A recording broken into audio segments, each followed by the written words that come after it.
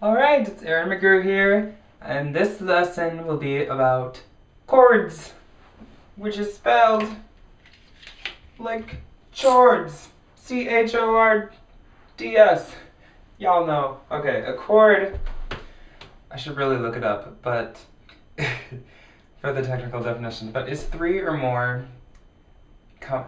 it's a combination of three or more notes. For example, if you ever see, chords, you use them, they're an easy way to remember how to play a song. Like, you can play any song with them, like, very easily instead of reading sheet music. If you just have chords, and typically a chord will look something like this. This will be a C major chord. It'll just, here, let's not do red. I don't know why I grabbed red. Red's harder to see, you know. Okay. Sometimes you'll see just a simple letter, like C. That's a C chord. Or you can see an F, or a G, or any other of the 9 letters of the alphabet, you know. Well, you know what I mean. Well, let me show you what we come up with. Okay, whenever you see like a simple letter, just like that, you will play 3 notes. And how we will know?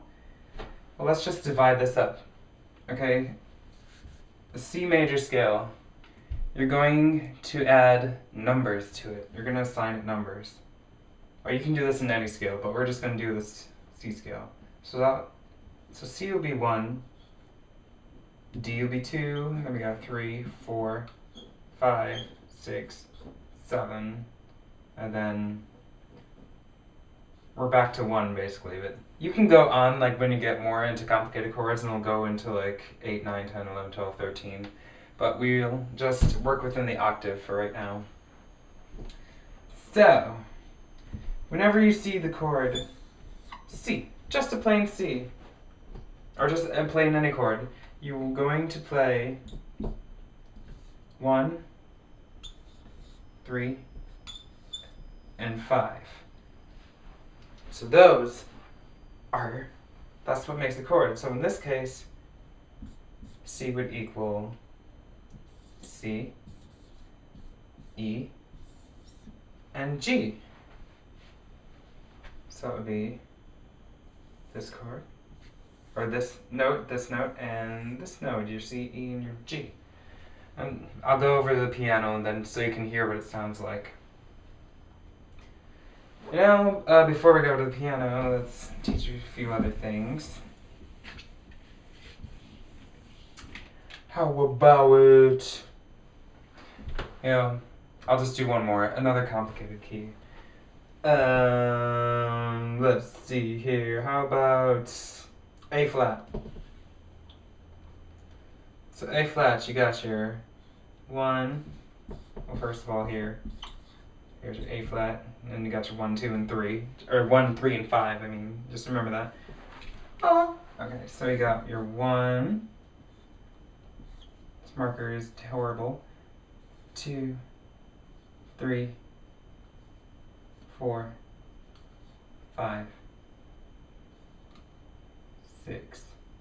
Wait a minute. Okay.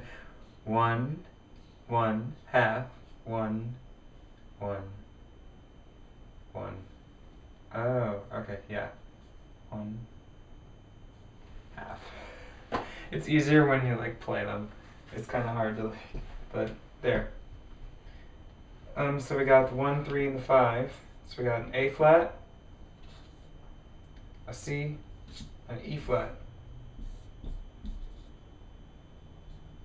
A flat, C, E flat. And that is your major chord. Now let's go to the piano and I will show you some more things.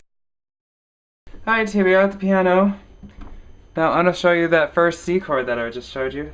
We have the C, the E, and the G, the 1, 2, and the 3. 1, 2, 3, 4, 5, 6, 7, 1. Alright, so we got the 1, 3, and the 5. That is your C chord. The way I'm playing it, this is what's called the home position or the root position. And now, if there are, well, depending on how many notes there are in a chord, that will determine there are different ways to play it. So like, as long as you're playing all the notes in the chord, you're playing the chord. It doesn't matter what order they're in, and as long as it's up to like the musician's discretion as far as like how it sounds, like what their liking is. So this is home position. Oh, if you take the C on the bottom and you bring that up and put it on the top, and keep these the same, it's 3, 5, and then back to 1. So this is called the first inversion. That's also a C major chord. Root position, first inversion, and now we can take it up one more. Take the E, put it on top, and that's your second inversion of the C chord. So you got home position, first inversion, and the second inversion. And then if you take it up again, you're back to the home position. It's just an octave higher, but it's still called the home position. Alright, now let's try the A flat. There we go, you got your, oops. There we go, so 1, 2, 3, 4, 5, 6, 7, 8, or 1. You got the 1, 3, 5. That's the A flat chord in your root position. Take it up to the first inversion. That would be the first inversion. And then, last but not least, the second inversion. Alrighty. Now another thing about chords, a cheater's way to find a chord is to, say you want to find the C chord, you just take your initial note, your home note, your root note, and this for any major chord, count up 4 half steps from that. So 1, 2, 3, 4, and then count up 3 half steps from that. 2, 3. So a way to remember that and find a chord, you get your note and then you go up 4 and then you go up 3. So 4, 3. 1, 2, 3, 4. 1, 2, 3.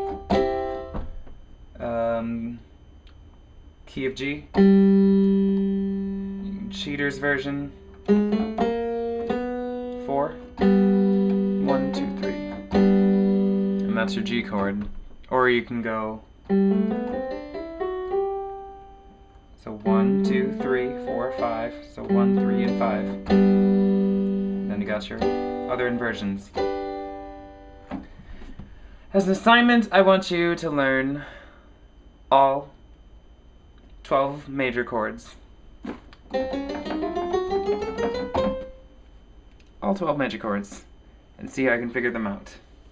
Alrighty.